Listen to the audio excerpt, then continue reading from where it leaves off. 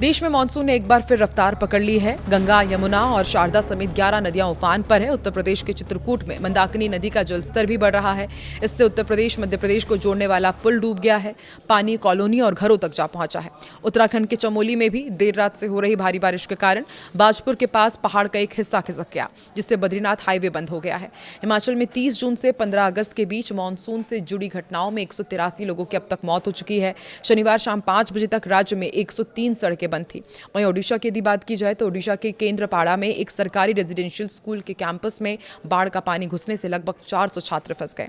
इनमें 150 लड़कियां भी शामिल हैं। वहीं ब्राह्मणी नदी भी खतरे के निशान से ऊपर बह रही है। बच्चों को दूसरे रेजिडेंशियल स्कूल में पहुंचाना शुरू कर दिया गया है। इसके लिए मोटर बोट का इस्तेमाल करना पड़ा। तो आइए जानते हैं देश के अलग अलग हिस्से का मौसम का क्या हाल है। नमस्कार, मैं हूं आकांक्षा और आप देख रहे हैं न्यूज 18 का डिजिटल प्लेटफॉर्म। दिल्ली, जयपुर, भोपाल, लखनऊ, मुंबई और पटना जैसे शहरों में 17 अगस्त को सुबह से ही तेज धूप और भारी नमी यानी कि ह्यूमिडिटी के कारण चिपचिपी गर्मी और पसीना छुड़ाने वाली उमस का सामना करना पड़ सकता है। दूसरी तरफ मौसम की बात की जाए तो पश्चिम बंगाल, उड़ीसा, हिमाचल, उत्तराखंड, उत्तर प्रदेश, झारखंड और बिहार में दोपहर के बाद गरज चमक के साथ मूसलाधार बारिश, बिजली गिरने का अलर्ट जारी किया गया है।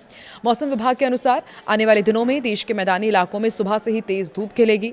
दिल्ली, जयपुर, लखनऊ और भोपाल जैसे मैदानी शहरों में धूप के साथ साथ हवा में नमी का स्तर ज्यादा रहेगा और इस कारण काफी ज्यादा ह्यूमिडिटी आपको फील होगी, यानी कि उमस लोगों को बेहाल कर सकती है। दोपहर की यदि बात की जाए तो उसके बाद भारी गर्मी होगी, पसीने छूटने, भारी अस्वस्थता का भी आपको सामना करना पड़ सकता है। मैदानी क्षेत्रों में तापमान सामान्य से अधिक दर्ज किया जा रहा है और दिन भर लोग चिपचिपी गर्मी से परेशान हो सकते हैं। दरअसल मानसून की ट्रफ लाइन और चक्रवाती परिसंचरण के प्रभाव से देश के कई राज्यों में तेज बारिश, आकाशीय बिजली गिरने और बाढ़ का अलर्ट जारी किया गया है। कोलकाता, भुवनेश्वर, शिमला और देहरादून जैसे ये तमाम शहर हैं जहां पर मूसलाधार बारिश, बाढ़ और बिजली गिरने का खतरा मंडरा रहा है। तो सोचिए, एक तरफ तेज धूप, उमस से लोग परेशान होंगे और दूसरी तरफ बारिश, बाढ़ और बिजली गिरने का खतरा भी रहेगा। गंगे, पश्चिम बंगाल और ओडिशा में भारी से बहुत भारी बारिश के साथ बाढ़ का खतरा बना हुआ है। हिमाचल प्रदेश, उत्तराखंड, जम्मू कश्मीर, झारखंड और उत्तर प्रदेश के विभिन्न हिस्सों में आकाशीय बिजली गिरने और इसके ही साथ तूफानी हवाओं के साथ बारिश का पूर्वाग्रह व्यक्त किया गया, यानी कि अनुमान जताया गया है किस तरह के कंडीशन रह सकते हैं। अब देश के अलग अलग हिस्सों का वेदर अपडेट क्या है, फटाफट आपको वो भी बताते हैं। देखिए, दिल्ली, नोएडा, गाजियाबाद और गुरुग्राम में माना जा रहा है कि सुबह के समय तेज धूप रहेगी और ह्यूमिडिटी से लोग परेशान होंगे। दोपहर और शाम के वक्त गरज चमक के साथ मध्यम से हल्की बारिश की संभावना है और दिन का तापमान जो है वो थोड़ा सा गिरेगा, लेकिन नमी बनी रहेगी। महाराष्ट्र के प्रमुख शहर हैं जैसे कि मुंबई, पुणे, ठाणे और नासिक, इनके जो तटीय और मैदानी क्षेत्र हैं वहां पर बादलों की आवाजाही के बीच हल्की से मध्यम बारिश हो सकती है। इसके साथ ही कोंकण और मध्य महाराष्ट्र के जो पहाड़ी एरिया है वहां पर भारी बारिश का अलर्ट जारी किया गया है। उत्तर प्रदेश की यदि बात की जाए तो यहां पर मौसम का मिला जुला असर आपको देखने को मिलेगा। पश्चिम उत्तर प्रदेश के जिलों में सुबह तेज धूप रहेगी, अत्यधिक ह्यूमिडिटी रहेगी। वहीं पूर्वी हिस्से के जिलों में बादल की आवाजाही के साथ बिजली गिरने और मध्यम से भारी बारिश का अलर्ट जारी किया गया है। लखनऊ, कानपुर, वाराणसी, प्रयागराज जैसे जो तमाम प्रमुख शहर हैं वहां पर भी उमस भरी गर्मी आपको परेशान करेगी और शाम तक कहा जा रहा है कि कुछ इलाकों में गरज चमक के साथ बौछार पड़ सकती है, यानी कि शाम तक थोड़ी सी राहत आपको मिलेगी।